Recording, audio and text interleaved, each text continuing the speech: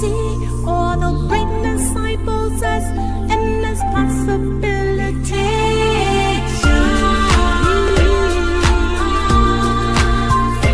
Look in the mirror, what do I see?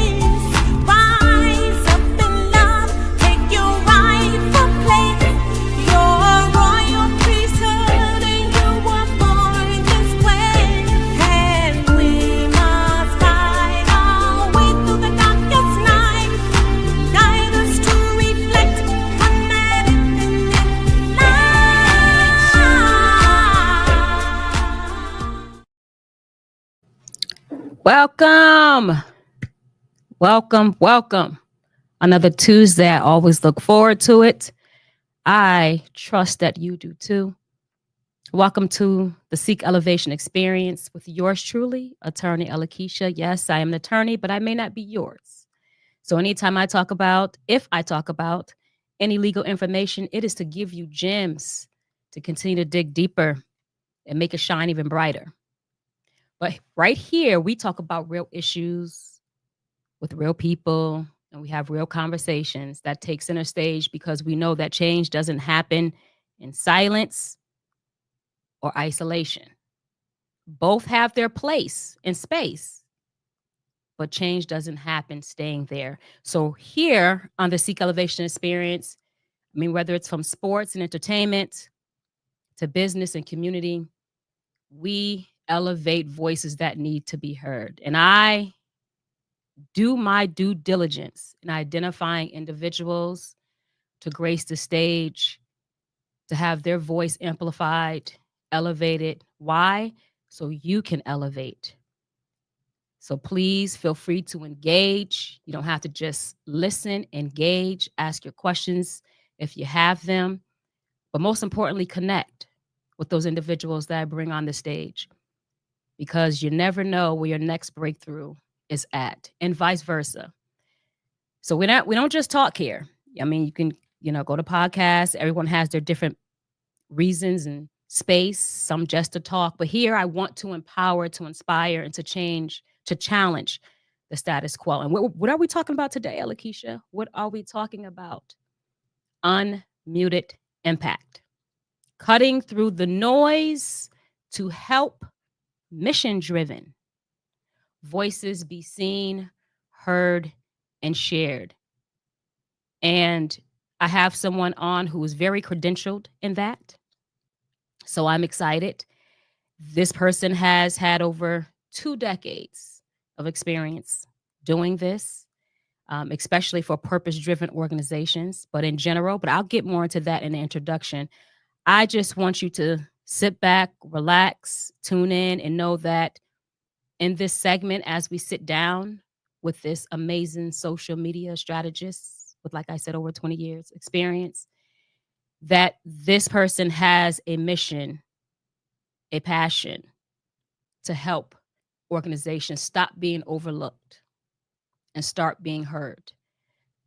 But even though I say purpose-driven, and you're going to hear me later say nonprofit organizations, this information applies across the board, whether you are a nonprofit leader, an entrepreneur for a for-profit, business owner that is actually an athlete. Those who know me know I say athletes and entertainers, you are a business owner because you're the CEO of yourself.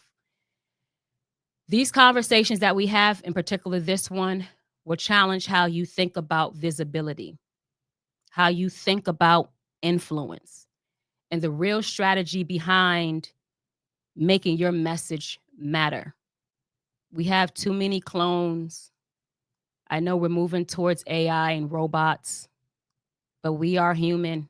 and let us remain that. We don't need to clone anything else. We need to understand strategy and understand our strategy. All right. So I'm going to go ahead and do the introduction so I can get our amazing guests on the stage. Today, who do we have? We have Robin Nathaniel, who is a seasoned digital strategist. Like I just mentioned twice, but thrice is even better, with over 20 years experience. I'm going to keep saying that because when we think about today's fast evolving media landscape, it's uncommon to have that level of expertise. So when you hear me repeat something over and over again, it's a reason. So Robin has a BA in communication and media studies from the City University of New York. But Robin built his foundation, and I want to say cutting edge foundation through coursework, podcasting, social media, and digital storytelling. And he just released a new book. I'm going to let him talk more about that, but he just released a new book as well. So when we look at the academic edge combined with his deep industry experience, or should I say experiences, he's not only a trusted leader in social media strategy, but also an empathetic one. If you've been following me, connecting, tuning in, or if you're listening later, you're going to know there's a constant theme I have of when I bring people on the stage. It's that book smart, but those street smarts. And when you have those together, you bring something uniquely to the table. And one of the things that you bring to the table is empathy, not just sympathy. As I mentioned earlier, he has a niche for nonprofit organizations. He helped the nonprofit cut through all of the noise and be heard by crafting social media strategies. But outside of the nonprofit, Robin work spans a wide spectrum of sectors. He has collaborated with NBC Universal, Grammy Award winner Burning Drums, Tony Award winner Arthur Lewis, and Emmy Award-winning local government public access TV. But he's also a silver and bronze Telly Award winner for the Convo TV and was recently named a gold winner at the 46th annual Telly Awards for social media. I slowed that down because I need you to take that in. Telly Awards is a big deal, a really big deal. It is an honor that's judged by industry leaders. I mean, from ESPN, Pixar, NASA, and much more, recognizing outstanding storytelling across platforms. Many submit, but few are chosen. And Robin was one of the ones chosen. And I'm not surprised because when we first met, our very first conversation and interaction, I mean, even as we're going into introducing each other, getting into all those things, he wants to know more about me. The first thing on the top of his mind is, I have some nuggets for you. Looking at the Seek Elevation experience, I have some nuggets for you, and just went in. And what else can I do? And I want to continue to look, right? So this is something that is a part of his fabric. It's real. This is not pretend or like some of these people out here, because I've dealt with some of them, hired some of them. They follow this new trend. They all of a sudden social media strategists or social media managers or, to make that money. But then you have some that it comes from within and it's born out. And he's one of those individuals. So I am happy. I am honored to have Robin here. And I look forward to where this conversation can go, where it is going to go, and how you're going to elevate from it. So with no further ado, I'm going to go ahead and bring him to the stage. Hello. How you doing, sis? I am good. How are you? Too blessed to be stressed. You already know. Excited to be here. That was one heck of an intro. I was sitting here. I don't remember being that excited or the level of anticipation. It was like, American Idol with Ryan Seacrest. He'll be like, and we're going to announce. I was like, am I getting on now? So God bless you. Thank you so much for having me. Listen, I thank you for being here. Let me know that you can hear everything well. Do I sound good? Everything You good? sound great. Look good on screen. Do I sound good? You sound great. All right. Absolutely. All right. So let's get out. We're going to get into it, but how I want to get into it, I am a strong advocate on just allowing the viewers and listeners know a little bit about who you are, because a lot of us, we provide products, we provide services, but behind all of that, we're human beings. And there's a reason why we even do what we do, for those who have intention. But I want us to just humanize ourselves before we get into anything else. So tell the viewers and listeners a little bit about who Robin is. Yep. So Robin Nathaniel, I was born and raised in Brooklyn, New York, to two immigrant parents in the Flatbush section of Brooklyn. My both of my parents are Trinidadian. So just full of rich culture, good food, good music. But I grew up in the mid 80s. So it was a very volatile environment at this time. This was in the height of the crack epidemic. You know, I remember seeing like little crack vials floating around in puddles of water and thinking they were toys. You know what I'm saying? So like that was my early upbringing. We were robbed at gunpoint at several times as a child. I saw my parents handcuffed in our home, hiding and crying under a kitchen table. And as I got older, I still didn't realize that I was living in this tumultuous, environment. Fast forward, my mom's and my dad split apart, and we separated, where I went with my dad and my brother went with my mom. My father remarried and moved to North Carolina when I was in middle school, and my brother stayed in New York and ended up getting into some trouble and was eventually arrested and sent to prison for 20 years for a very serious violent offense. As I went in through adulthood, I was just there to support him, sending him money, doing a 1-2. And then when I was in high school, my mom's passed away. And when my mom's passed away, it was just like, I just kind of went into my spiral of being a rebellious teen.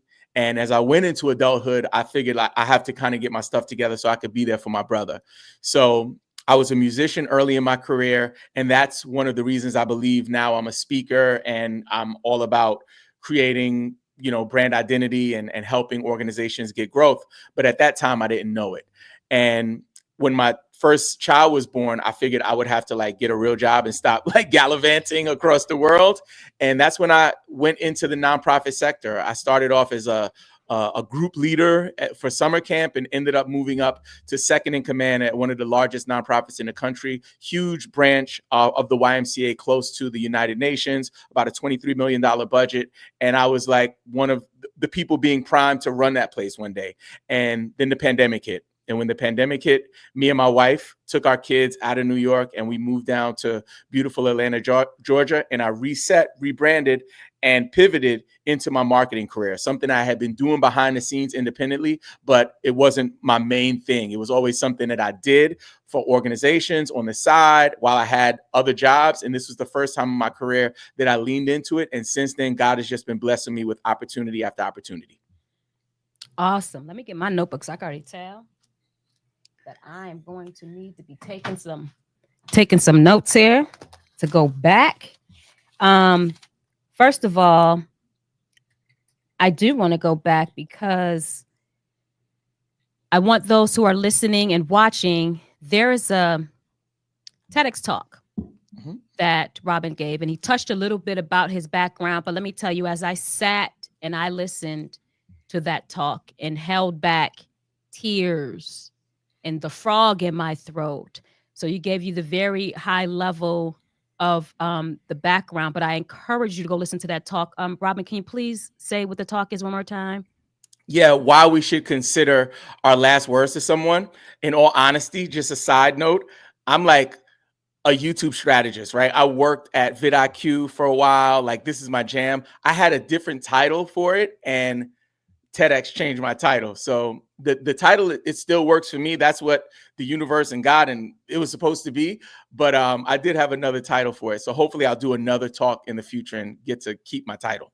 Same here. When I did my TEDx talk, I submitted one title.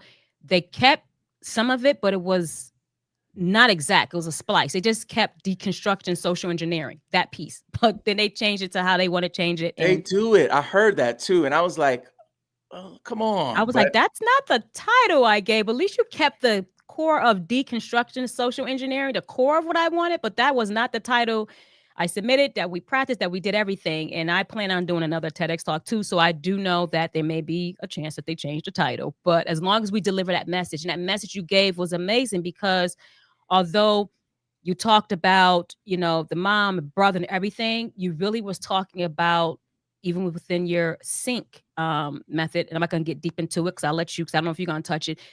It still ties into now. Voices. Everything is about voices. Everything is about being able to speak and being heard and not holding back or getting lost in situations, but to be able to use your voice. And that's what I thought about even when I heard the message. I mean, it delivered so much. So I'm going to type that up too later as we talk. Say it one more time, because I'm going to type it up as you're oh, talking. why you should reconsider your last words to someone. Okay. It was good. All right.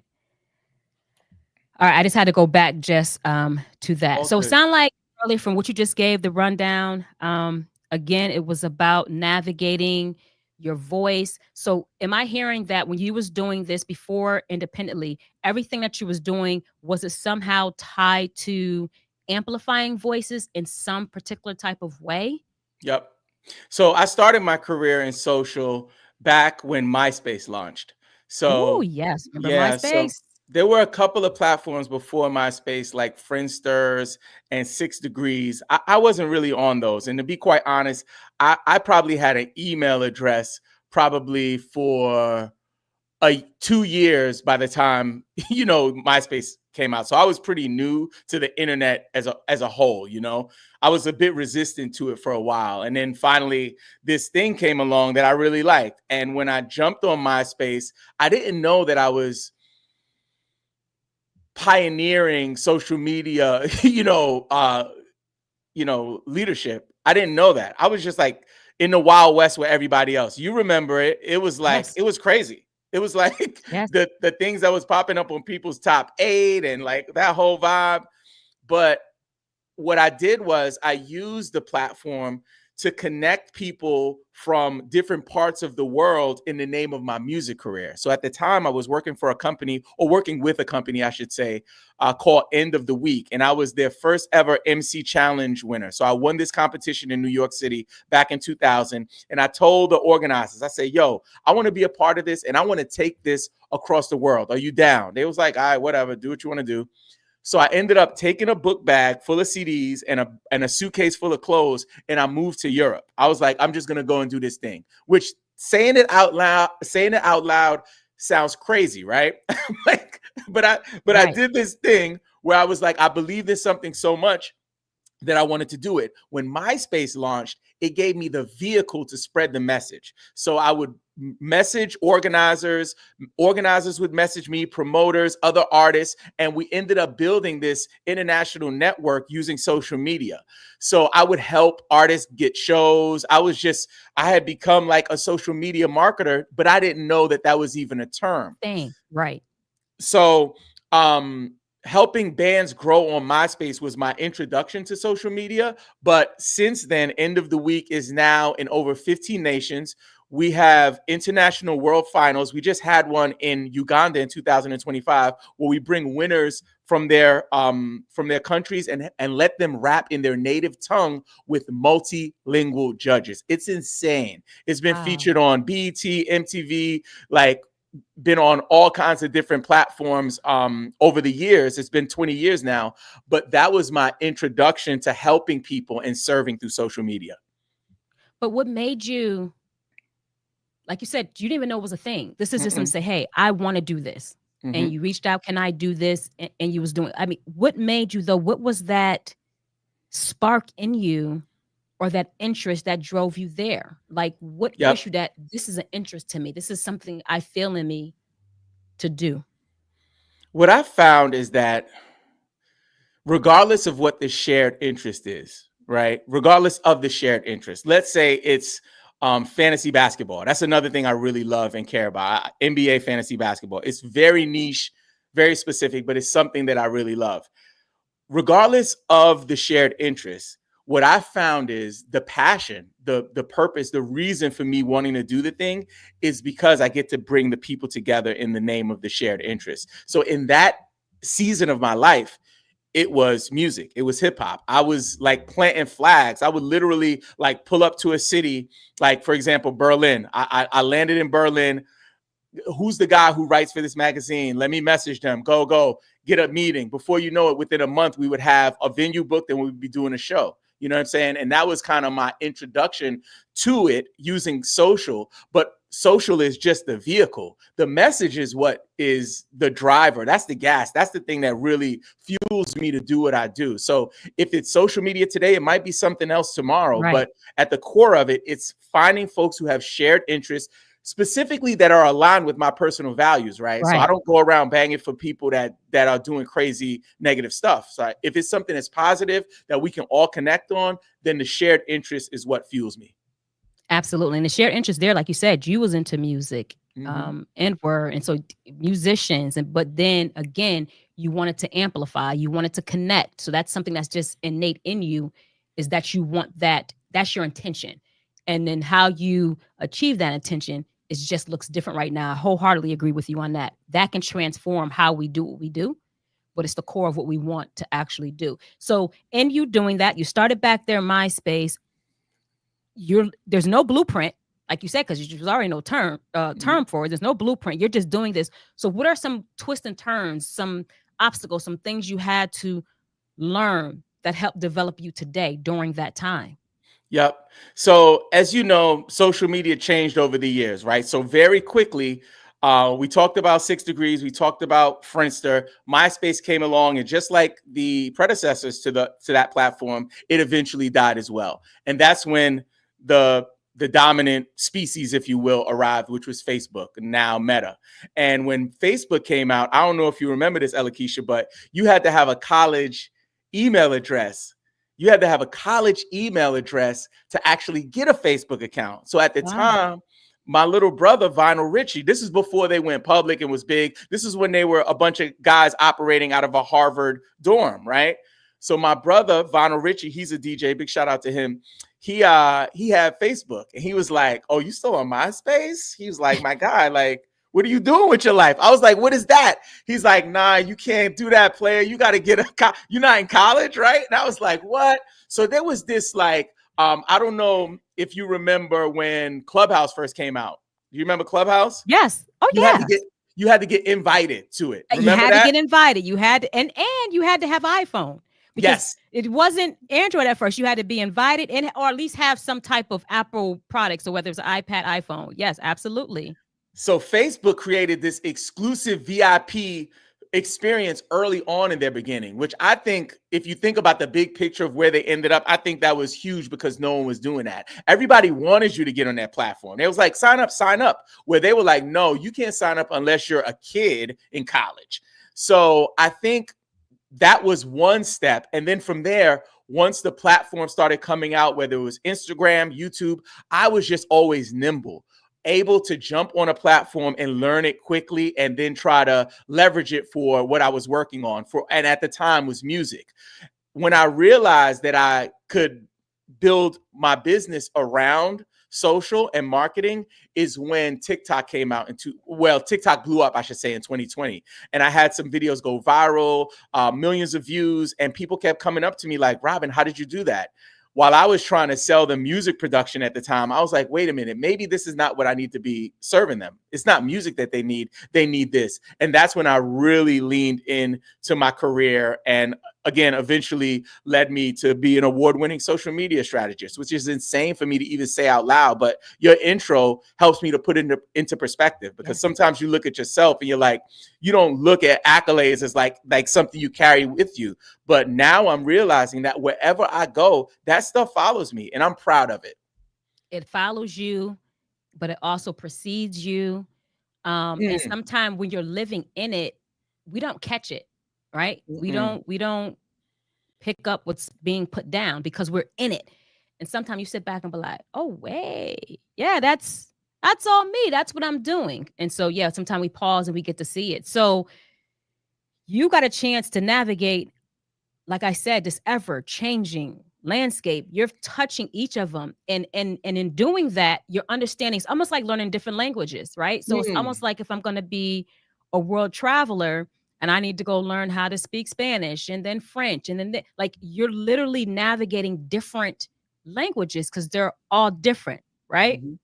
They are, and it's and a challenging thing about it, especially for people out there who struggle or fear social, is that the challenge is that it changes every day. So me, I'm in the space. Like literally, I have a 9-to-5 job. I work for local government. I lead a social media team for local government. I also have a business, a boutique social media agency. And I also am a content creator. And I can't keep up with it. And I Right. think that the gurus, and I'm not knocking anybody. I want to start by saying that, but I got to put this out there. I got to speak my truth. Please I do. feel like many of the gurus in this space feel like sharing news first is serving people. It's not just about news. It's not just about what is the hack of this week or this day. So far too often we see CEOs like Adam Mosseri from Instagram get on a live and tell you what to do. So you run this way across the street because he told you to go that way. The next day he jumps on a live, he does the same thing, but he tells you to go a different way. So many of the gurus are following him and they leading you astray. Where everything that I am trying to teach right now is all about algorithm proof content. It ain't about what's changing. It's about you focusing on A, who you're trying to serve, right? B, what your intention is, and then C, just delivering value to them. Like the moment that we can take the finger off of what do I get, how can I win, and flip that switch into how can I serve, how can I help people, then all the blessings and all the opportunities will come. And the gurus ain't teaching that. What they teaching is like, if you want to go viral, this is what you do. Like, I don't know if you remember these games, Alakisha. They were video games like Mortal Kombat. Press Yes, up, up, down, down, left, BB. yes. You know, You trying to keep up with all of them. I just started sliding on the buttons and somehow it's being people because all the combinations, because it was just so much. You didn't know which That's direction what to it go. is. And I was like, oh, I just created a combination. I don't know how. So you got it. That's what it is. It's like people would have little notepads where they would be like up, Yeah. down, left, A, B, B, C. Yes. And that's what many of the people in the space, the so-called gurus in the space are teaching. Like, hey, this is the cheat code and this is the hack. Like, nah, it's about service. Serve people and all of that stuff will pay off. I talked about going viral on TikTok, having a few videos. They did like 4 or 5 million total, these 2 videos in particular. You know how many clients they brought me, Alakisha? 0. Absolutely none. I did a video on Facebook Reels, 250 views, brought me a client that generated a ton of revenue for my company, 250 views. So people are caught up, and we talk about it in the book about reassessing how we view metrics and thinking about impact versus vanity metrics. Like how are you shaping people's lives or contributing to their lives versus how many times did they like your picture? Listen, that's why I blew you up and amplify you because I want us to kind of stay here a little bit because what you're talking about is why people feel intimidated about using social media platforms, lost about it. I am one too that either invested in it, hired other people who are just following, to your point, just following trends and not really giving me, because even though I hire you to do something for me because I don't know that thing, I'm a businesswoman. So I study enough to have informed conversations. So if you can't give me an answer that is like somewhat fact-based and you're just telling me this is just this or this is just that and you're changing, I already know it's not, something's not right. But like to your point, they're following people that look like they're winning and they don't know which direction they're going because it's changing every time someone gets behind the mic, or they're just focusing on that viral moment. And I want you to just drill in a little bit about this point you made because I had this conversation with someone else too, client. You have all of these followers, big number. You have all these individuals that may have even watched the video, but they're not converting. Mhm. So you achieve the goal of being viral, but what does that equate to if everything else isn't set up? So talk a little bit more about focusing on algorithm, and you can have 250 versus 250,000 if you focus on one algorithm, but intentionality of whatever it is. Yep. So I'll start by saying that many of my concepts and philosophies around this are in direct conflict with what many people in the industry would say. So I'll give that as like a disclaimer. So you can take Challenge it or the leave status it. quo. What I And tell that's you, let's go. And that's why I wrote the book, because I wanted to have something that would be timeless to kind of put it all on paper. And again, in the book, I say that a lot. I find myself writing that, although many would disagree, like I say that a lot because I know, because I'm in this space and I hear, I hear these walls talking, you know what I mean? Right. So I think that when we think about the algorithm, right? The algorithm is different on different platforms, and almost it has like a spooky, almost Bigfoot, Yeti in the mountains type of vibration right now. When people say the algorithm, it's never like, oh, that warm and fuzzy algorithm. It's always like the algorithm, like it's a scary thing. You know what I'm saying? And for me, that's why I'm leaning towards algorithm proof, because my ideas, concepts, and frameworks are meant to be used on any platform and work on any platform. And I've seen it happen over and over again. As long as people's intentions are pure and they're rocking from a place of service, as opposed to coming to it with an opportunist mentality. It's not like, okay, let me double sales, and I get that. We all have to keep our lights on. We all have to have a business. I understand that. But most people who I'm around are service led and driven. They want to serve people. They want to help people. Like even a person like you, I know your story, and I understand that you had a raw journey, like a difficult journey to end up where you are. And now you serve people and you give voices like myself a platform. And I believe that once we can ignore this concept of serving an algorithm and serve our audience and our people, then we'll see the progress. So simply to say all of that, I say all of that to say this: don't worry about the algorithm. Algorithm is just a way to say audience. You can actually become one with your audience. So essentially, you are the algorithm. My man, Joel Daniels, said that you are the algorithm once in a post, and it stayed with me. But yeah, and there's one more quote. There's a lady, her name is Marshawn Evans, and I heard her give a speech once, and she said, "Stop following trends, create categories." And that's what I would encourage people to do. Ooh, stop following trends and create categories.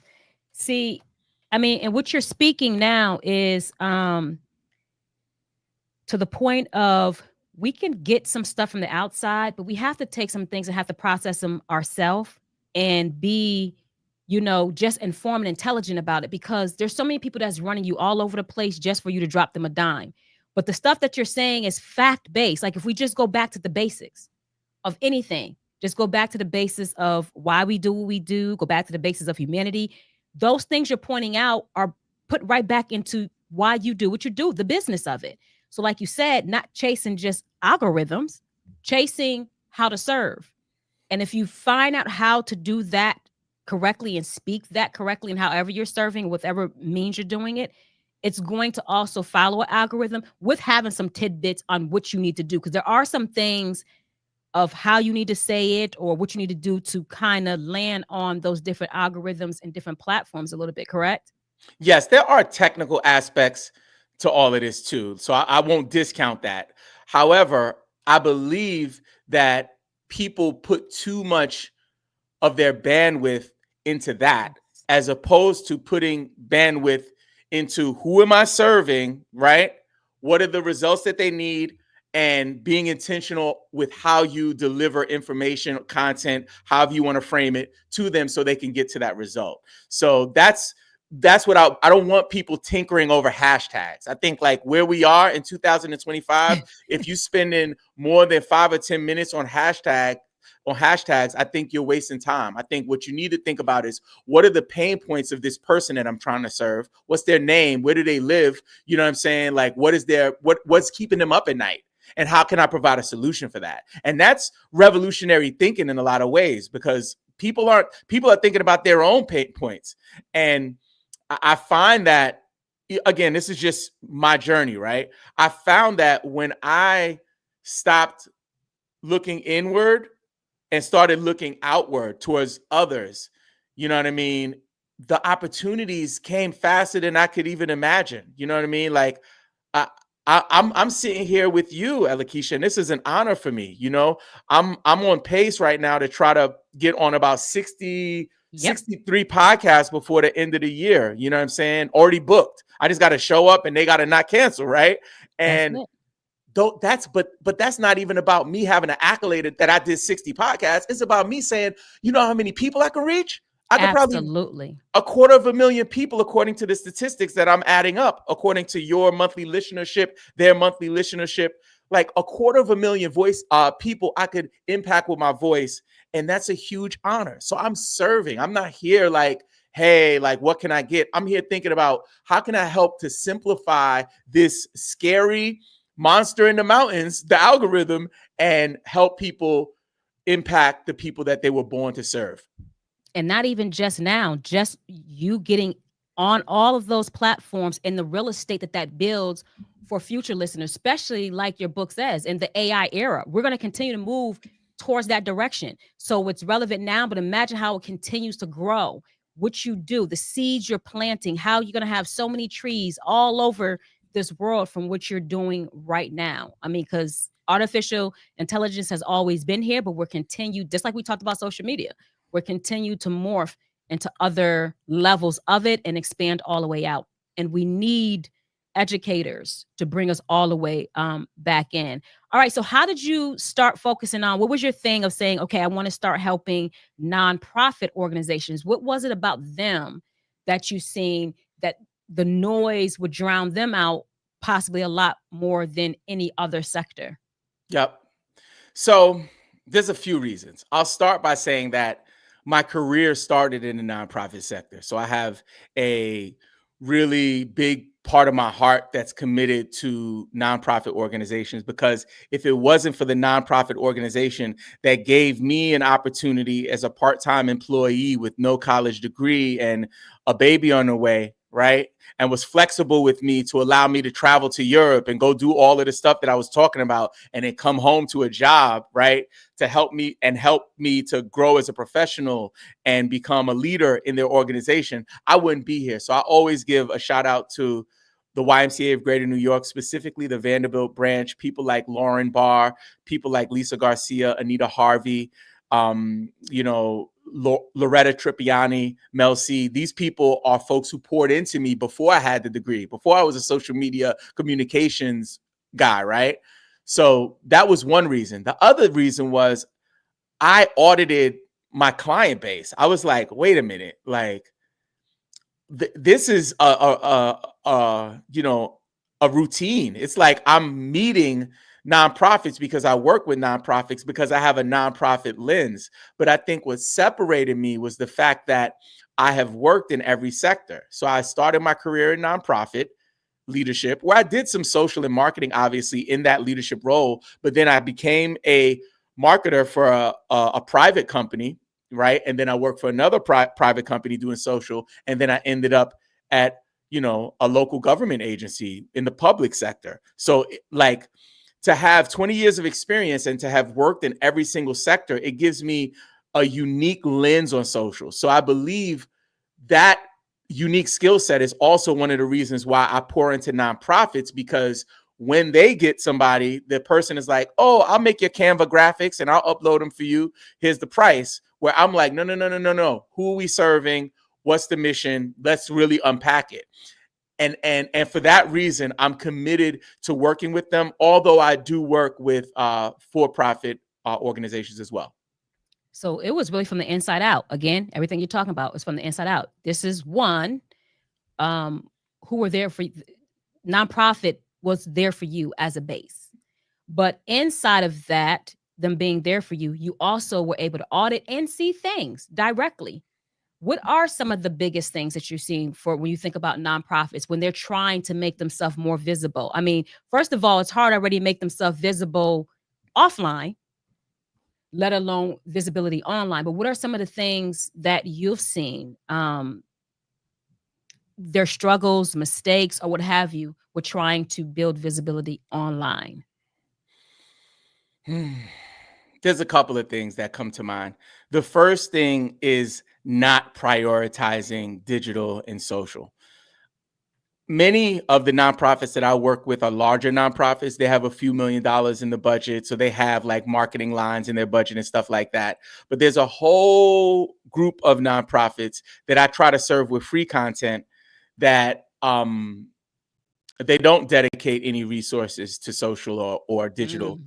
They sometimes like print flyers and hand out flyers. They sometimes get billboards and put up billboards or posters at bus stations and all of these, dated means of marketing and getting the word out about stuff. So I think the biggest thing that I see, or one of the major things that I see, is that folks are not prioritizing digital. And the reason I believe is because in the nonprofit sector, we wear so many hats, right?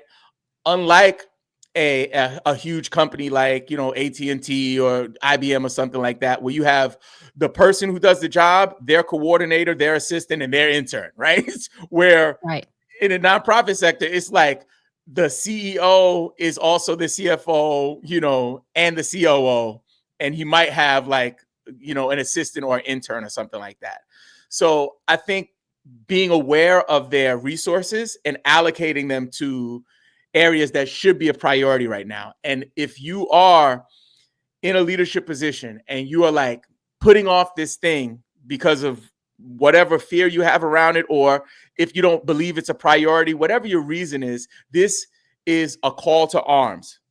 Stop what you're doing and start prioritizing it. Many of you are like at this point of the year projecting for what the year is going to look like and preparing your 2026 budgets. Whenever you're listening to this, whenever you guys are in budget season, you need to prioritize a social media line within your marketing budget. And if you don't have a line in your marketing budget for it, then make your marketing budget social media or make it digital, because people got to stop throwing money out the window on these billboards. It's crazy. Right. But even to your point though, right? So is it a mindset thing as well? Because yes, some smaller nonprofit organizations don't do it. It's still archaic. It's very dated. But then when you look at just even some of the big ones, like the Goodwills, the Salvation Army, it's almost like a mindset, because I don't see them oversaturating the direction that we are right now. I don't see them doing it. I get it. They're so big that people know them and they kind of know the go there. But still, even with people knowing you, why not expand your voice? Why not be present? Why not just be future thinking? So to me, is it also possibly just a mindset thing when it comes to nonprofit, big or small, to kind of think that we move in a service way? We're not profit, although nonprofit doesn't mean no profit, but the mindset of we move in a less service way versus a profit commercial way. I don't know. Yeah, I think it could be mindset when we think about leadership, right? So I don't think, some of these organizations, I'll use the YMCA again. YMCA is hundreds of years old, like hundreds, right? Capital H, you know what I mean? So this is a organization that has had leadership over the years. The leadership that is in place now across the world for all of these legacy nonprofit organizations, you have the key.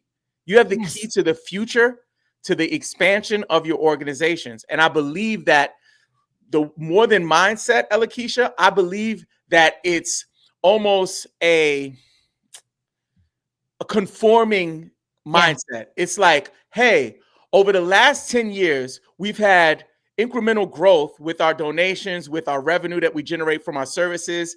And we've been doing the same thing. Let's run the same play. Don't tweak it too much. And I've been there. I've been there with a table of leaders planning our budget. And because I wasn't trying to rock the boat so much, I wasn't like, nah, we need to turn up the marketing budget by 30% on the social media line. Like I didn't do that because I wasn't in the space. Now I'm in the space. I can do that. I can say that whatever your marketing budget is, if you're spending money on ads in newspapers, if you're spending money, like I said, in billboards, bus stop signs, all of that kind of old school marketing, make a shift, bring in some people, right?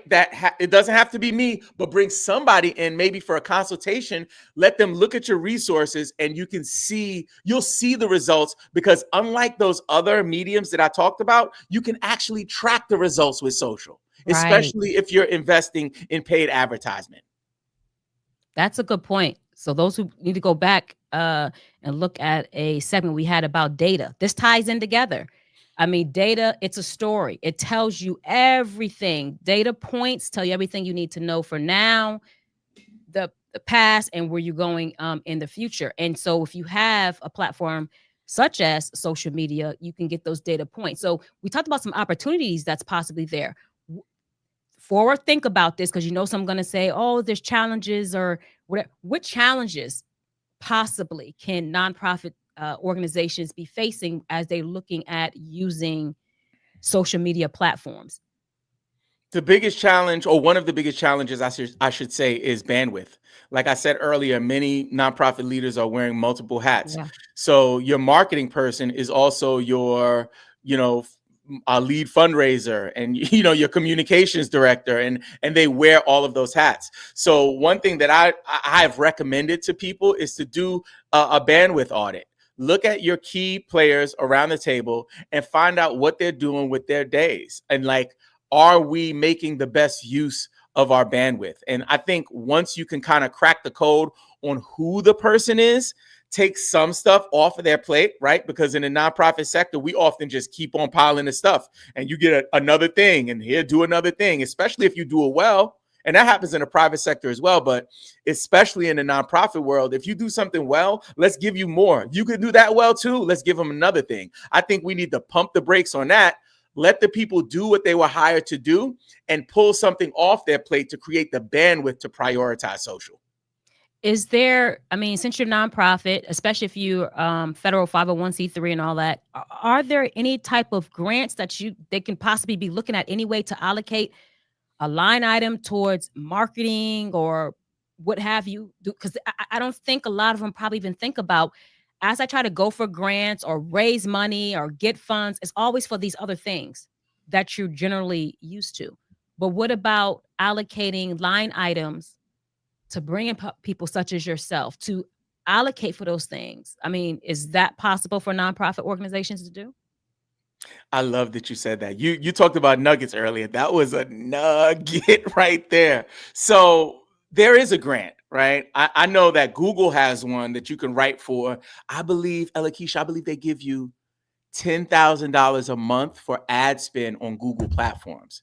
So they give you, and I could be, I might get that number wrong, but I know it's like thousands of dollars that they want to give away to nonprofits to run Google ads. And Google ads, the investment that you would make to bring a person like myself or someone from my team to like come in and run it would be worth tenfold what you're getting. You'll make the money back when you think about the fact that you're getting funds from Google to do it. So there are tons of grants out there, and that's something that I can do a better job on. So that's why when I said it's a nugget alert, that's good for me, because I'm always trying to find ways to go above and beyond on how I'm serving folks. Absolutely. And that's why it's good for them to connect with people like yourself, so they can have these conversations, think it through. How do we make this stuff happen? Because a lot of times we stop at something that we deem a problem because we're not even trying to get to the solution. We just say, there's a problem, but there's a solution to everyone, because a problem is just literally an emblem. It's a symbol of something waiting to be solved. So you can't just stop there. And so that's why I was thinking, yes, there's got to be something here. You're a nonprofit, maximize it. When you're a nonprofit, and not only maximize it, when you're showing that you're asking or you're applying for or you're requesting things to become better, perception's everything. That's just speaking volumes about your nonprofit, right? So these are the things you want to request, you want to demand. So that's speaking to not only getting that particular service or help, but it's speaking to the seriousness you have of a nonprofit. Because I think a lot of times, especially smaller ones, we don't take it as serious. I just because you have nonprofit behind it, we have to operate as if it's a corporation, else like it's a profit. So that's what they would do. They would find every single way, to bring in who they need to bring in. So if you were to really just look at a nonprofit organization, no matter what level, and you wanted to say, listen, this is how you're going to get your breakthrough, and this is how we're going to break through the noise. You not, dreading over it every so and so time to get whatever. What would you say to them? This is what needs to be done to kind of get on an automated type system. Yep. So I'll give you a quick, kind of plan. So we talked about bandwidth. That would be the first thing. I would do that exercise. Sit down at the table, figure out who's the person that's going to do it, right? Who's going to be in charge of this. Second, I would want to identify who we're speaking to. I find that, depending on the size of the company, right? People think about their ideal audience, in demographic terms as opposed to psychographic terms, and thinking about what the person's values are. What do they believe in? Like we talked about earlier, what are their pain points? So identify who that person is that you're serving. There are tons of exercises that you can find online to do that, but really stop trying to talk to everyone and just try to talk to that person, because everyone will still hear it. I think that's the fear, that people are like, no, I can't have an ideal audience member because then I'm going to miss out on all the other people. Don't worry about that. It'll fix itself. Just focus on who's the person you're trying to serve. From there, I would try to identify which platform that your people are hanging out on, your people are active on. Think about, if you have an existing email list, for example, to run some type of a survey to be like, hey guys, we're starting up our social media. We're doing this promotion for someone to win $100 Amazon gift card. If you do this survey, you're entered to win. So give them some incentive to do it. Get some hard data to figure out where your people are. So let's say they're on Facebook. Now you know that 75% of your audience is on Facebook. So that will be the platform that I would start on. And here is the ninja trick. Don't try to get on all of the platforms. That is the killer for people. They sit there and they're like, social media it is. Let's ride into the sunset. Let's log on and sign up for everything. TikTok, YouTube, Twitter, X, Threads, Blue Sky. Just slow down. Now, side note, I would recommend reserving your handles on all platforms. That's okay, but don't feel like you need to nurture and water every platform at once. What's going to happen is all of your plants are going to die.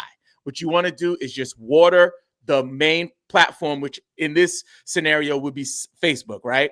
And then the next step is, once you have the person, who you're speaking to, or you have the staff member who's going to take lead, who you're going to speak to, what platform you're going to go on, then I would prioritize what medium you want to lean into. So I wouldn't go into it like, okay, this week we're going to do 5 carousel posts, and then next week we'll do video, and then the week after that we're going to do text only, and then we're going to do photos. I would just pick one to start.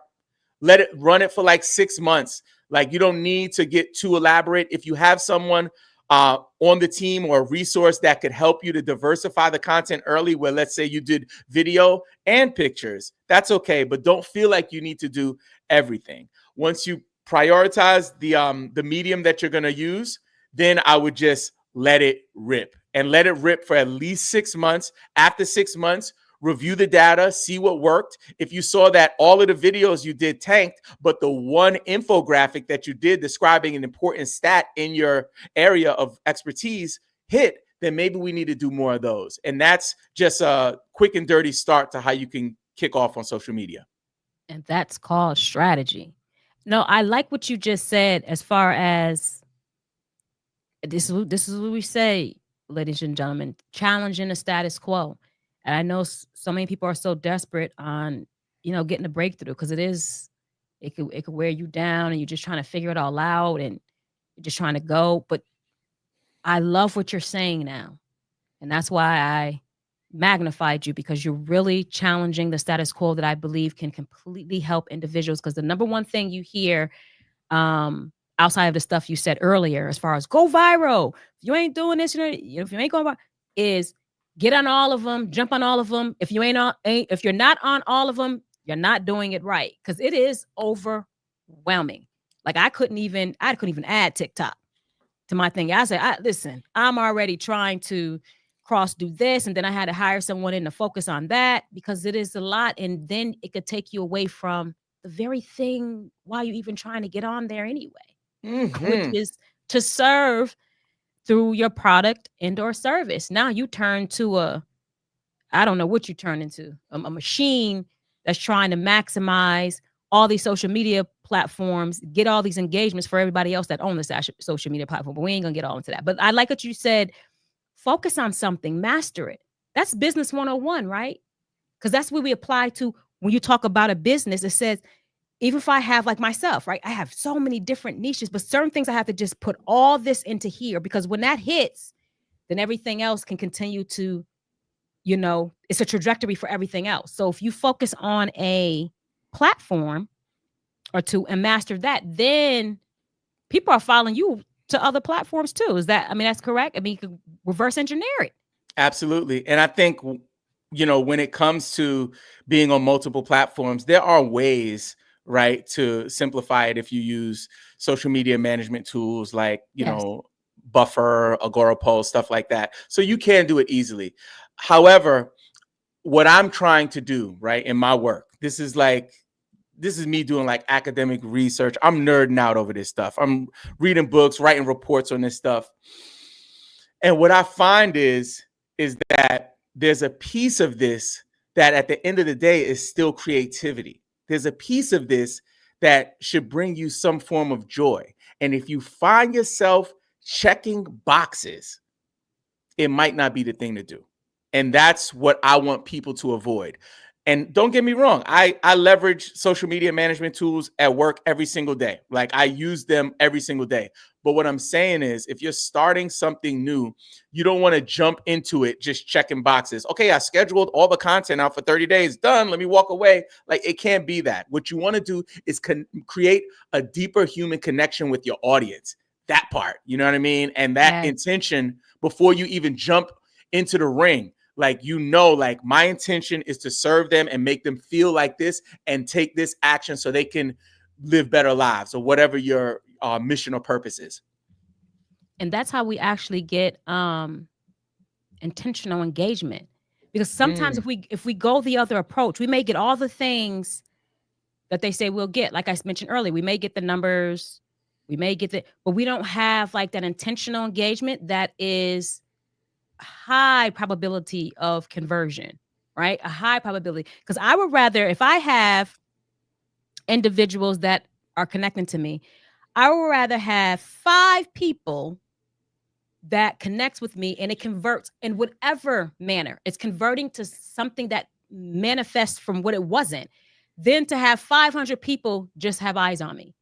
I mean, what's the point, right? So I wanted to convert, whether could do something for you or you could do something for me. There's still a conversion of this particular connection that we have. Something grew from it, other than eye watching, ear listening. It's no point. And a lot of us just feel validated by that and then still be struggling in whatever else that we're actually doing. The purpose is to come up out of that. So I love that you say that. So what are some of the things? First of all, where can people get your book? But what are some of the things that you cover in your book that can help individuals? And is it the sync process? Yes, you focus on nonprofit organizations, but can it apply to anyone across the board?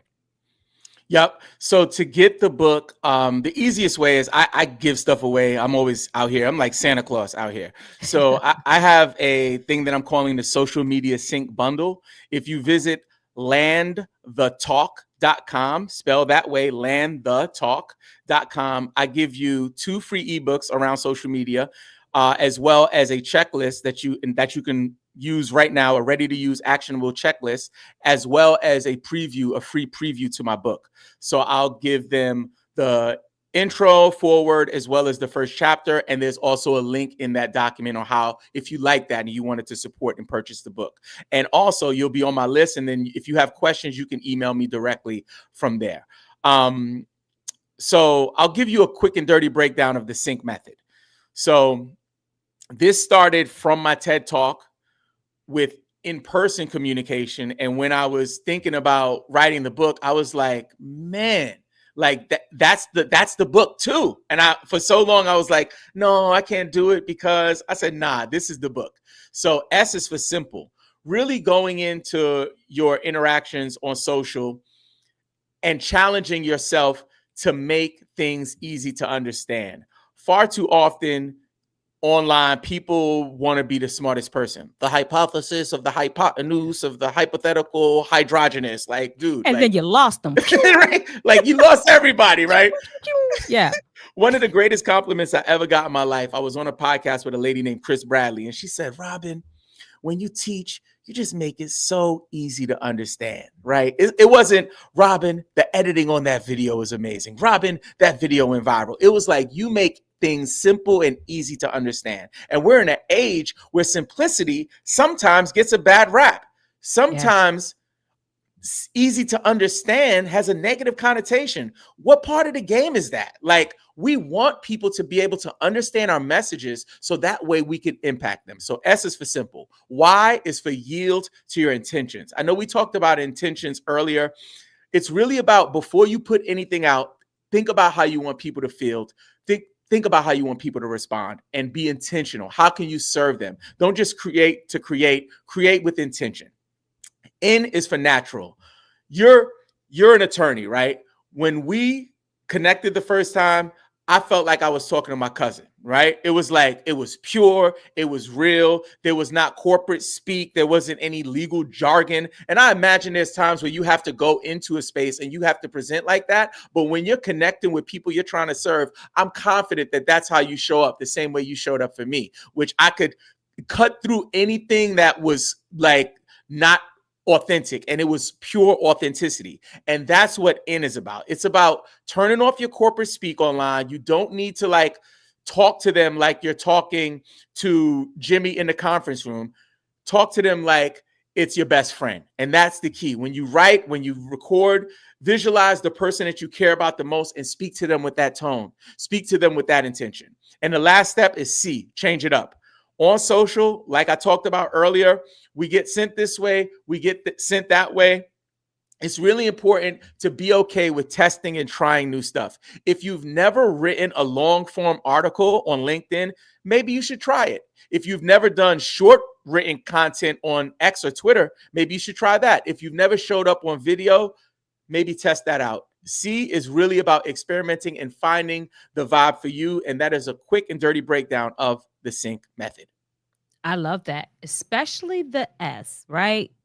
Keep it simple. Keep it simple. Keep it simple. I remember actually when I was in law school, surprisingly, because you use a lot of jargon like this, but I remember in one particular course that I took, they always said, I got a lot of things marked up. No, you have to convey this in a way where a fifth grader, like if you're speaking to a fifth grader, so I used to have to go home to my kids and be like, okay, what did you get from this? What did you get from that? What did you get from this? Until I'm able to deduce it to where I can converse in that way.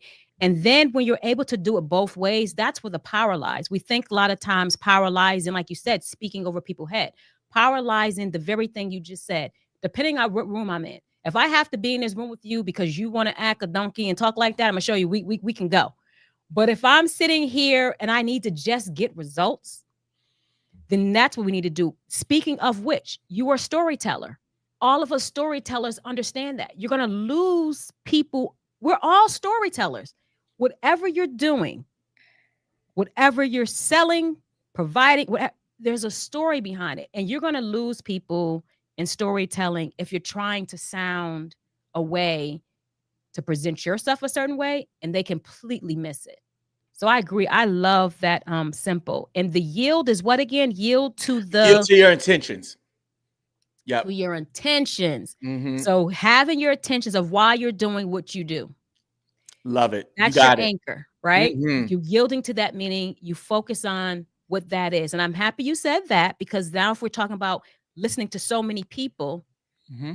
if your attention doesn't align with what they're saying to do, you already know to exit, because you're not yielding to your intent. This doesn't align with your intention. I love that. No, I love that. So, But you know like when I was going to say, well, you know, when people sometimes take these concepts and run with them, though, I find new things. It's like you ever like when you watch a movie the second time, that's sometimes having conversations with people like you help me to get things that I'll use, you know, in the future. So I'm grateful for you.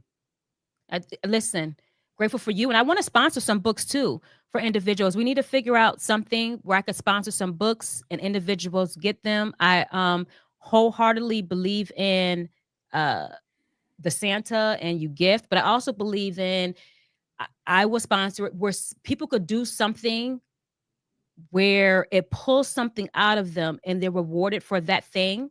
So I want us to link up, and however that may look for you. And I could sponsor like 5 books, and you find out, you know, however you put it out there for people. It could even possibly be this. Listen to this, and then what did you get from this, or the first 5, whatever it is. I want to sponsor some books because this is important. Sync definitely applies to everyone in every area of your life. How you just laid that out, it applies to your personal life, professional life, profit, non-for-profit. I mean, we need to be in sync. So that can go towards anyone. What is it, something that we did not cover that you feel you want the listeners and viewers to really get, to walk away with? We got somebody else too that says they would like to sponsor some books as well. Oh, that's really kind. Yes. Connect here, because it's what I've learned is sometimes talk about return on investment. When we we put something into something, we just pay a little more attention. It's more there. So I understand that may be hard for some people. So it's a sponsor, but you still need to do something to get it. So now you have sponsorship between myself and Deborah. We like to sponsor, and then you just figure out what it is that, you know, we need to pull from people to actually be rewarded. Yep. I have some ideas. We can talk offline, and I think we should do it with your community. And I'd love to do that. So we can definitely connect on that. I think in terms of what I want to leave folks with, I think just simply put, don't overthink this. Like, it doesn't need to be you logging into these platforms, you taking pictures, you doing videos. If you have the resources, hire professionals to support you with it, like myself. But if there's someone on your team who is passionate about this, whether they're an intern or, you know, a coordinator, and you want to empower them, you never know what kind of skill sets people have. So I would do that as well. But the biggest thing is just don't overthink. And it's not supposed to be unpleasantly difficult. It's something where we're using this as a vehicle to reach more people. And it's something that I say often, and I don't want to sound harsh to nonprofit leaders, but us not prioritizing social in a way is selfish to the people that we are supposed to be serving, because there might be somebody in Africa who needs to know about what you're doing. There might be someone in Venice, a millionaire, that can donate money to your organization to serve your people. So it's not to insult anyone when I say selfish. It's really to stir something up in you, to know that people need your message.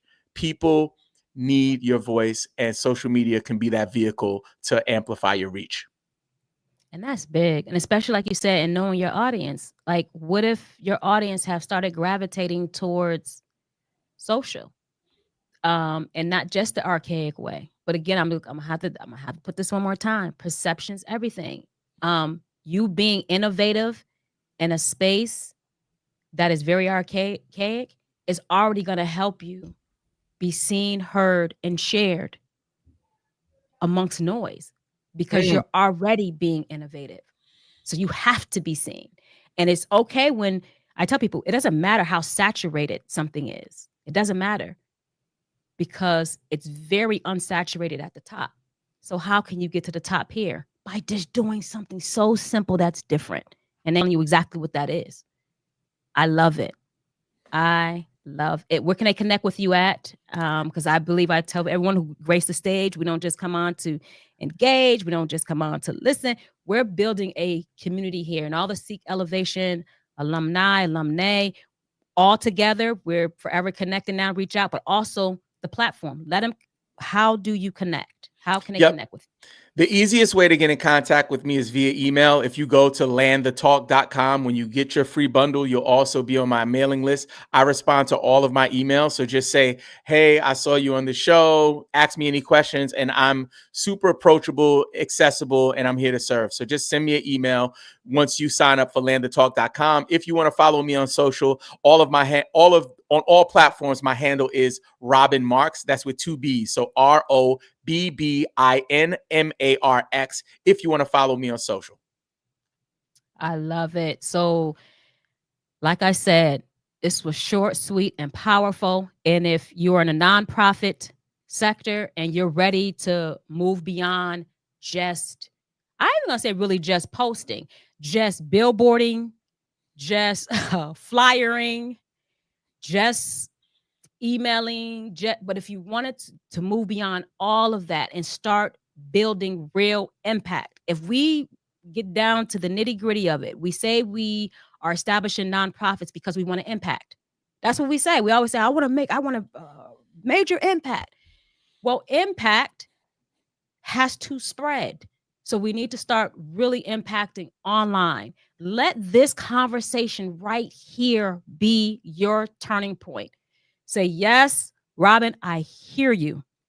Innovative, expanding, impact. Sync. Get in sync with your mission and how you do it. A huge thank you to Robin Nathaniel for breaking it all down and reminding us that, being heard isn't just about, one, shouting louder. If you're shouting in places that nobody's sitting at, you're just screaming at yourself. But it's about speaking with purpose and strategy. Purpose and strategy. You got the purpose part down, but where we're constantly moving, you have to get the strategy part down now too. And I know you have it once you listen to this. So that is a wrap for today's Seek Elevation Experience segment. I thank you again for tuning in, for engaging, adding value. Deborah, thank you so much for sponsoring those books. We will talk, and then Rob and I will talk how you can get it. And remember, everyone that's listening, this is important for this one. Seriously, this one is really, I say it all the time in my closing, but listen, the more you know, the more you grow. The more you learn, the more you earn. But right now, seriously, this is very serious. You need to share this. And when you share this, you show that you care. Don't keep this knowledge that Robin covered today to yourself. This is important more than you possibly can think, especially in our time. Spread the wisdom, tag a friend, and let us elevate together. Until next time, keep striving, keep growing, and most importantly, keep seeking elevation, peace, and progress.